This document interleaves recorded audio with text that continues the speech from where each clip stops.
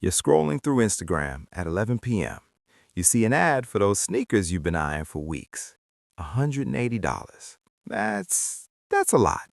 You're about to close the app when you notice something. Pay in 4 interest-free payments of $45. $45. That's nothing.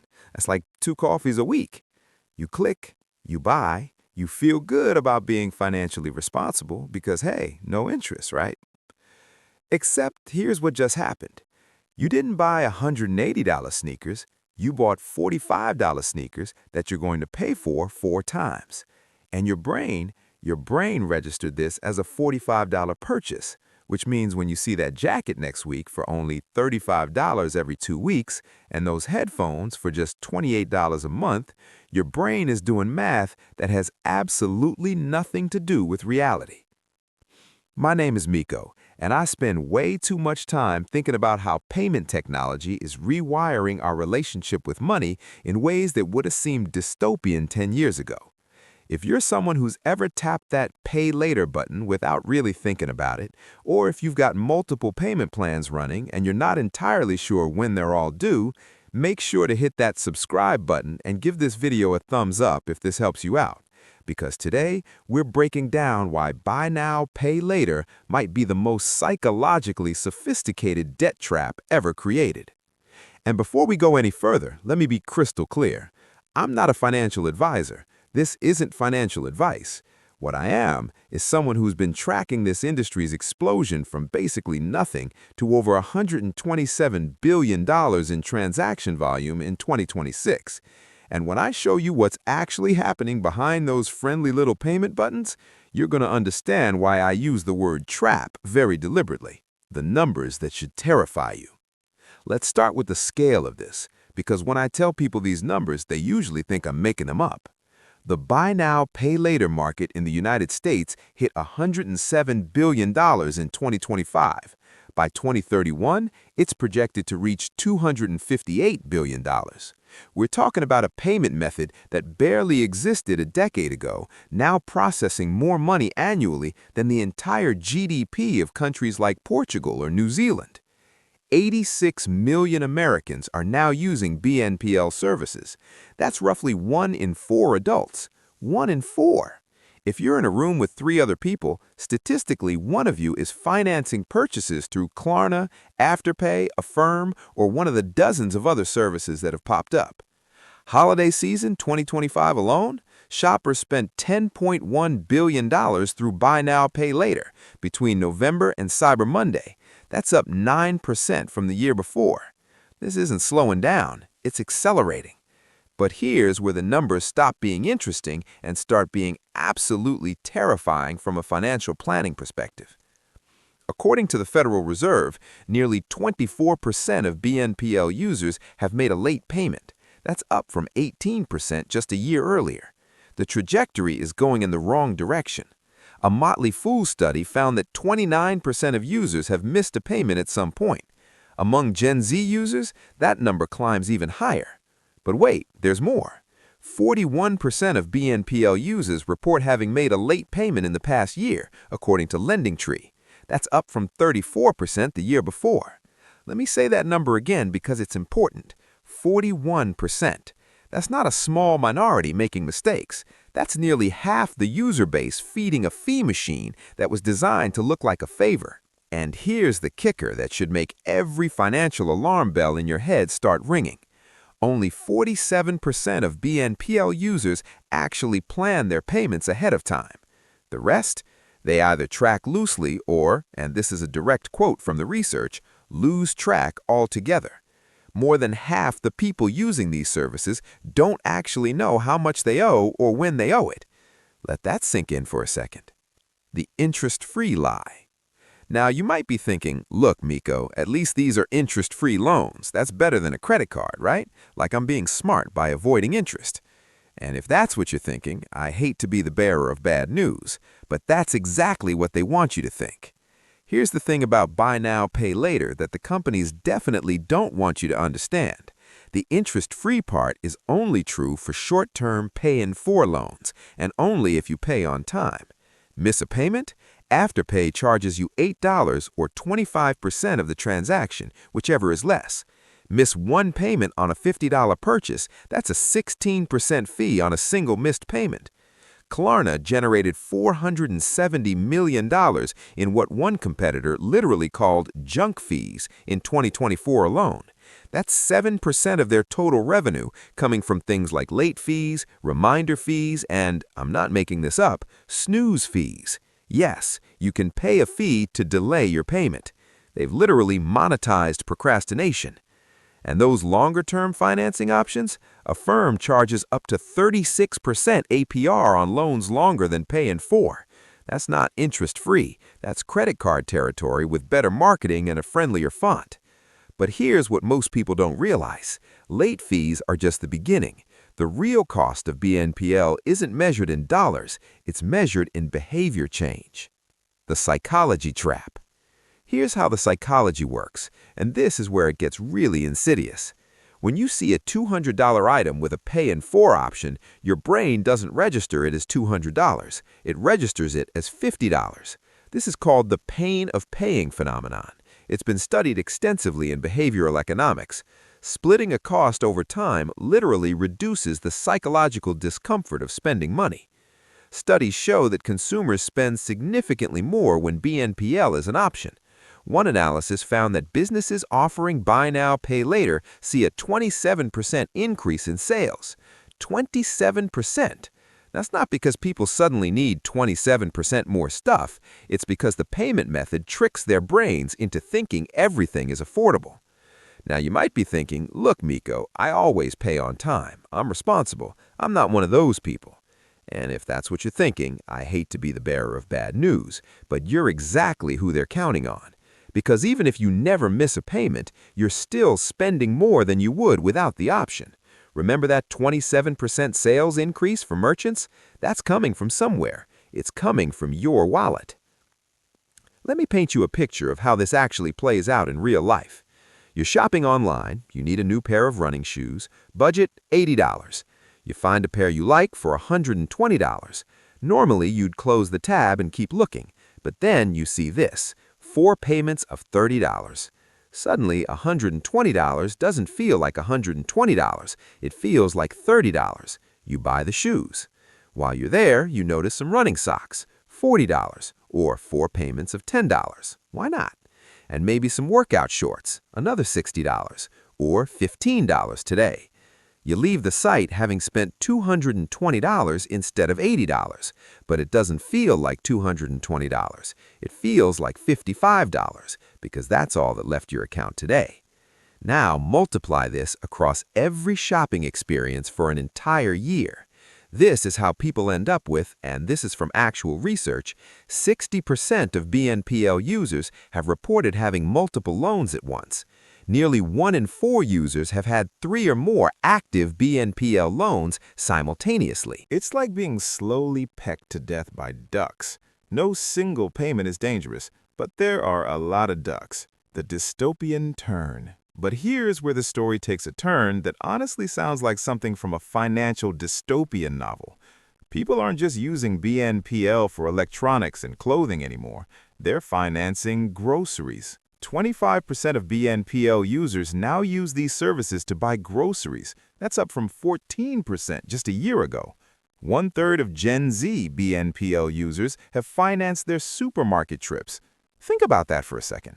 We've normalized going into debt from milk and bread. And it gets worse. You can now use Klarna on DoorDash. You can literally finance your takeout burrito. 4 payments of $3.75 for a meal that'll be digested before your first installment is due. When this partnership was announced, one personal finance expert called it a dystopian indictment of late-stage capitalism. Another said, if you need a loan to buy a damn burger, you're not the customer, you're the product. When financial experts start using the word dystopian to describe a payment method, maybe we should pay attention. Here's why financing food is such a massive red flag. BNPL was originally marketed as a way to spread out large purchases, a new couch, a laptop, things that cost enough to justify payment planning. But groceries? A burrito? These aren't big-ticket items. They're necessities and impulse purchases. When people start financing necessities, it means they can't afford necessities. And when people start financing impulse purchases, it means they've completely lost the connection between spending and actual money, the debt spiral. This brings us to what I call the BNPL debt spiral, and it works like this. Step 1. You use BNPL for a legitimate purpose, maybe a medical bill or an unexpected car repair. Makes sense. Interest-free financing for an emergency. Step 2. Because that first experience was painless, you use it again, this time for something less essential, a new gaming console, some clothes, still manageable. Step 3. You now have multiple BNPL loans running, but since each one is only $25 or $50 per payment, it doesn't feel like much. Step 4. Money gets tight one month. You have a choice. Skip a BNPL payment and face a late fee, or use BNPL to buy groceries and other essentials to free up cash. You choose option B. Step 5. You now have even more BNPL loans. The payments start stacking. You're not managing purchases anymore, you're managing debt. Step 6. You miss a payment, then another. Late fees accumulate. Your interest-free loans are no longer interest-free. Step 7. You're trapped in a cycle where you're constantly paying for things you bought months ago while taking on new debt to afford current expenses. This is called loan stacking, and it's becoming epidemic. 63% of BNPL borrowers have more than one loan going at any given time, and because these loans often don't report to credit bureaus initially, there's no way for lenders to know you've got 5 other BNPL loans when you apply for a 6th. You can rack up thousands in phantom debt that doesn't show up on your credit report until, that is, you default, and then it absolutely does. They've essentially invented financial quicksand that looks like a shortcut. What that actually feels like day to day? It feels like checking your bank account every morning wondering which $25 is going to disappear today. It feels like that mini heart attack when you see a payment notification and can't remember what it's for. It feels like keeping a mental calendar of 8 different due dates while trying to remember your mom's birthday. It feels like avoiding your email because there might be another missed payment notice sitting there. It feels like wanting to buy something you actually need but hesitating because you're not sure if you can handle another set of payments on top of the ones you've already lost track of. Let me show you the math that most people never bother to calculate. Let's say you're an average BNPL user. You've got 3 active loans running simultaneously. One's for a $400 TV, one's for $200 in clothes, and one's for $150 in random stuff. That's $750 in total debt split across 12 different payment dates over the next 2 months. At any given time, you've got payments coming due every few days. Miss one, and you're looking at $8 to $15 in late fees. Miss a couple, and suddenly your interest-free purchases cost you 10% more. But here's the really insidious part. While you're managing these 12 payment dates, you're still shopping because the payments are small, because everything feels affordable, because the BNPL button is right there at checkout. Before you know it, you've got 5 active loans, then 8, each one individually manageable, collectively a financial nightmare. The average BNPL user now spends about $244 per month on these services. That's up 21% from just a year ago. For people in their 20s and 30s who are the heaviest users, that money could be going into retirement accounts, emergency funds, or paying down other debt. Instead, it's servicing a constant rotation of small loans for stuff they could have just waited to buy. Who's actually using this? The Consumer Financial Protection Bureau found that BNPL users are more likely to have subprime or deep subprime credit scores. They carry higher balances on other unsecured debt, an average of $871 more in credit card debt and $450 more in personal loans compared to non-BNPL users. They're not using BNPL as a sophisticated cash management tool. They're using it because they can't afford to pay for things outright. More than half of BNPL users admit they've used the service to make purchases they otherwise couldn't afford. That's not financing, that's living beyond your means with extra steps. The generational impact. But perhaps the most concerning trend is what this is doing to an entire generation's relationship with money. 50% of Gen Z and millennials say they prefer BNPL over credit cards. On the surface, that sounds reasonable. Credit cards charge interest, BNPL often doesn't. But here's what they're missing.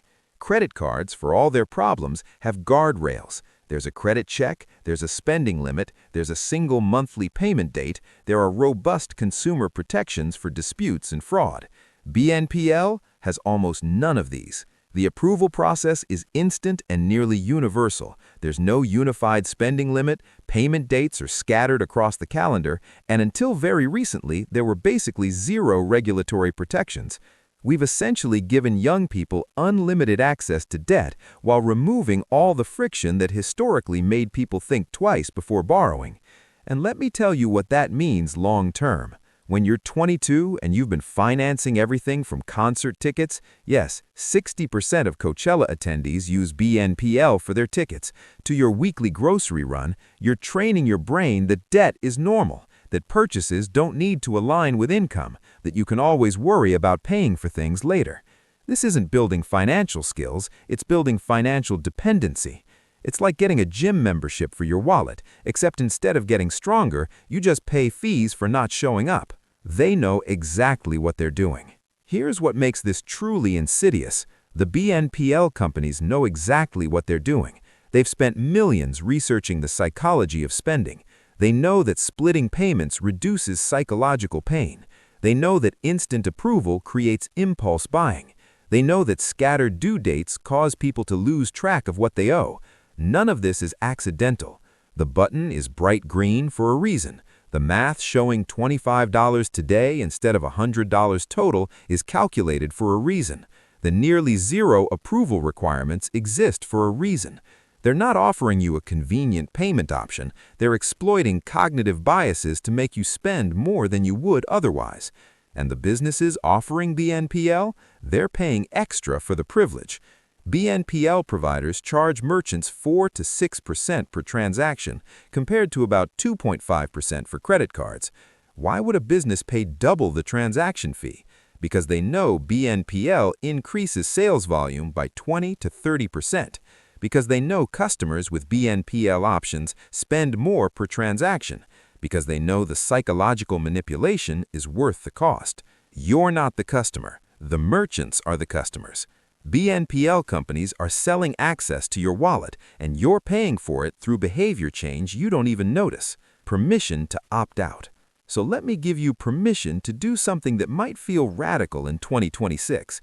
You can just not use it. You can look at that Pay in 4 button and choose to close the tab instead. You can decide that if you can't afford something today, you'll wait until you can. That's not financial failure. That's not being left behind. That's recognizing that a system designed to make you spend more isn't actually doing you any favors. Actual practical advice. Here's my actual advice, and I want to be practical here because just saying don't use BNPL isn't helpful if you're already in the cycle. First, if you're currently using BNPL, run the real numbers. Count your loans right now. Open every app, check every email, figure out exactly how many active loans you have and when each payment is due. Most people who do this are shocked by the number. You can't fix a problem you don't understand. Second, stop the bleeding. Commit to not opening any new BNPL loans until you've paid off the existing ones. I know that sounds obvious, but the entire BNPL ecosystem is designed to keep adding loans. You have to consciously opt out. Third, consolidate your mental accounting. If you have $300 in scattered BNPL loans, treat it like $300 in debt, not of 3 easy payments here and 4 easy payments there. It's debt. Label it as such in your brain. Fourth, and this is the most important one, if you can't afford something without BNPL, you can't afford it, period. The Pay in 4 option isn't making things affordable, it's making them feel affordable. There's a massive difference.